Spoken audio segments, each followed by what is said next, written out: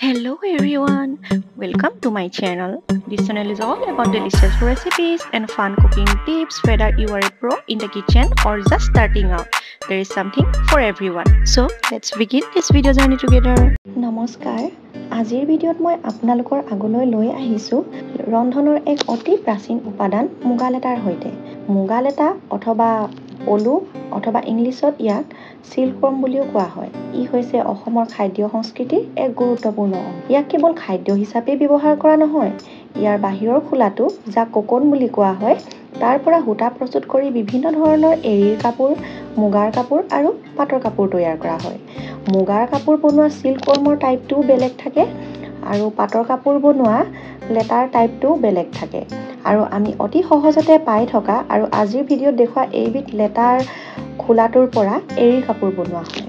লেটা কেইবিধ খাবলৈ প্ৰথমতে মই কুকাৰত এয়া পানী দি লৈছোঁ।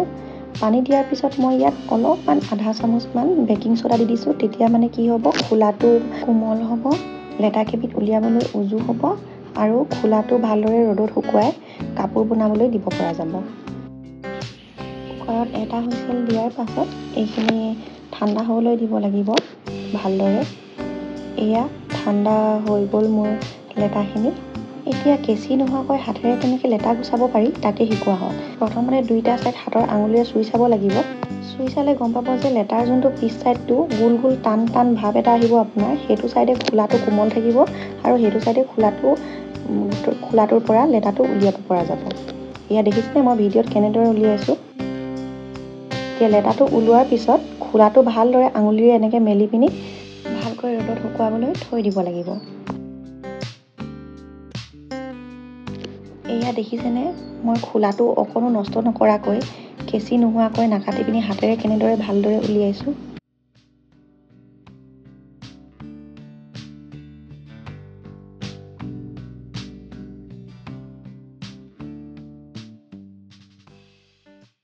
অকলে গুচালে অলপমান টাইম লাগে, সেইটো কাৰণে মই আৰু নবৌ দুয়োগৰাকীয়ে লেটা গুচাবলৈ লাগি গৈছোঁ। আৰু যিহেতু লেটাখিনি নবৌহঁতৰ ঘৰৰ পৰা দিছিলে তাৰ কাৰণে নবৌক অশেষ ধন্যবাদ।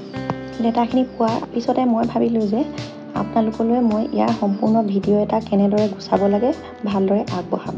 এয়া দুয়োগৰাকী লাগি গৈছোঁ কামত। আৰু বইল কৰি লোৱাৰ পিছত লেটাৰ পৰা যোনটো মানে গোন্ধ আহে, সেই গোন্ধটো পালে আচলতে ৰ'বলৈ মনেই নাযায়, গোটেইখিনি এবাৰতে খাই দিওঁ নিচিনাহে লাগে। এয়া মোৰ লেটা গুচোৱা সম্পূৰ্ণ হৈ গৈছে। আৰু মই যে কৈছিলোঁ ইয়াৰ সূতাখিনি ৰ'দত শুকুৱাই ভালদৰে সূতা উলিয়াই কাপোৰ প্ৰস্তুত কৰিব পাৰি বুলি, এয়া চাওক এখন এৰী কাপোৰ ইয়াৰ আগৰ খোলাখিনিৰ পৰা প্ৰস্তুত কৰা হৈছিলে সূতা উলিয়াই। আমাৰ গাঁৱৰ শিপিনীয়ে বৈছিলে, আমাৰ ঘৰত বোৱা নাই বাৰু। এয়া চাওক, এখন ঠাণ্ডা দিনত ল'বলৈ ইয়াৰ সমান আৰু নাই আৰু।